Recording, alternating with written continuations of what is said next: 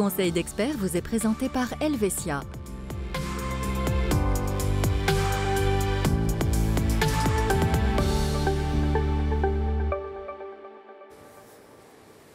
Bonsoir à tous, ravi de vous retrouver pour ce nouveau numéro de Conseil d'experts. On vous le dit assez régulièrement dans cette émission, il est important de faire le point avec son conseiller. Il est d'ailleurs là pour ça.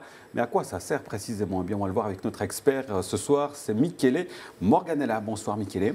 Bonsoir. Alors dites-nous peut-être déjà comment se passe un bilan d'assurance. Alors un bilan d'assurance se passe généralement sous forme d'entretien avec le conseiller. L'idée, c'est tout simplement de récolter l'ensemble des documents, de discuter avec le client, afin de vérifier si les assurances actuelles sont pertinentes et en adéquation avec le besoin du client. Ça permettra également d'éventuellement d'identifier les doublons ou d'identifier également des lacunes. Et selon votre pratique, est-ce qu'il y a souvent, régulièrement, des gens qui sont sous-assurés? Ou, paraît-il, autre cas de figure, c'est une spécialité suisse, surassurée? Oui, cela arrive très souvent. Nous n'avons pas toujours le réflexe de contacter notre conseiller lorsque nous investissons, par exemple, dans notre inventaire du ménage. Également, lorsque nous faisons ménage commun, nous changeons d'employeur, nous réduisons ou augmentons notre temps de travail. Tous ces changements, en fait, ont un impact sur les assurances et sur la prévoyance également. Et à quelle fréquence il faudrait faire ce bilan d'assurance? Alors moi je dirais de le faire à chaque grand changement, typiquement lorsque on se marie, divorce, naissance d'un enfant ou changement d'employeur. Et dans ces cas, prenons le cas d'une famille, oui. Dans quelle mesure est-ce que ces changements, ces besoins changent dans le temps? Alors, lorsque deux personnes se mettent en ménage commun, donc là il y a un changement bien évidemment, il faudra tout simplement souscrire une assurance commune, ce qui permettra également d'économiser quelques primes que d'avoir deux contrats séparés. La naissance d'un enfant, comme je l'ai dit précédemment, donc là tout simplement penser à souscrire une assurance pour l'enfant, on appelle ça la prénatale, c'est une assurance qui est vraiment chouette parce qu'elle permet au bébé de bénéficier de toutes les couvertures d'assurance importantes, sans questionnaire sur l'état de santé, si cette assurance est souscrite avant la naissance de l'enfant. Et bien évidemment, l'achat d'un bien immobilier. Donc là, c'est important à veiller à ce que la famille soit protégée en cas de problème. Il y a des questions qui arrivent très souvent, c'est simplement voilà, est-ce qu'on arrive à garder la maison en cas d'invalidité, en cas de décès ou à l'âge de la retraite? Ce sont des questions importantes et qui méritent une attention toute particulière. Alors justement, dans le cas précis que vous évoquez, de l'acquisition d'un logement en propriété, est-ce qu'il y a d'autres éléments à part ceux que vous venez d'évoquer auxquels il faut prêter attention? Oui, pour les personnes qui construisent une maison, à penser à l'assurance de construction. Donc ça permet de protéger les futurs propriétaires de quoi que durant la construction. Pensez également après à l'assurance de bâtiment. Donc vérifier également les couvertures, notamment en dégâts d'eau. Certaines assurances n'incluent pas automatiquement le tremblement de terre. Si c'est important pour le client, déjà de le savoir que ce n'est pas couvert ou pas inclus et éventuellement de s'en prémunir. Et puis bien évidemment l'achat d'un bien immobilier.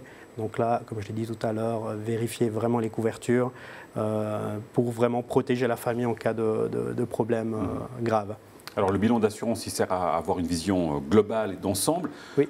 Évidemment, l'objectif, c'est aussi d'optimiser ces assurances, donc potentiellement des réductions de primes à la clé.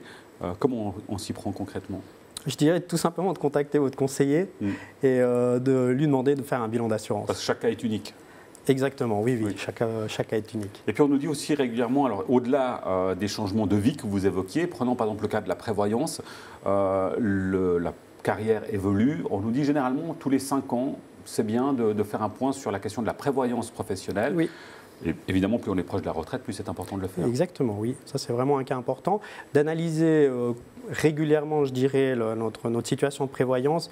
De toute manière, ça ne fait pas de mal. Au contraire, c'est vraiment important parce qu'il y a tellement de choses qui changent. Le monde évolue rapidement. Changement d'employeur implique un changement de couverture. Donc, c'est vraiment important de vérifier avec son conseiller pour vraiment, je dirais, dormir tranquille, sachant qu'on est couvert correctement. Oui, un changement d'employeur, un changement de réglementation aussi. Exact. On rappellera qu'il y a la réglementation sur le deuxième pilier qui est en pleine réforme actuellement aux chambres fédérales. Et puis simplement, au cours d'une carrière, évidemment en fin de carrière, on n'a pas le même salaire qu'on l'a au début. Donc si on ne fait rien, on risque d'avoir des mauvaises surprises arrivées à la retraite. C'est exactement ça, oui. Et ça, c'est des éléments importants. D'où, évidemment, on le comprend bien, vous l'avez rappelé, Michele, l'importance de faire appel à son conseiller. Vous l'avez dit, il est là Il est là. Il est là pour ça, exactement. Merci beaucoup, Michele Morganella, pour ces explications et ces conseils concernant le bilan d'assurance. On l'aura compris, donc c'est pour faire un point de situation global sur ces couvertures d'assurance. C'est pas plus mal de faire ce point, puisqu'on l'a vu, on peut être sous-assuré, mais aussi, et c'est assez fréquent, surassuré, pour éviter les doublons. Rien de mieux que de faire ce point justement avec son conseiller en assurance et puis sur les questions de prévoyance également. Merci beaucoup pour votre fidélité, de nous avoir suivis tout au long de l'année. C'est la dernière émission avant les fêtes, donc il ne me reste plus qu'à vous souhaiter de très très belles fêtes de fin d'année et d'ores et déjà une magnifique année 2023 en espérant qu'elle soit sous le signe de la santé et de la bonne humeur. C'est tout le mal qu'on vous souhaite. Merci beaucoup, à très vite. Ciao.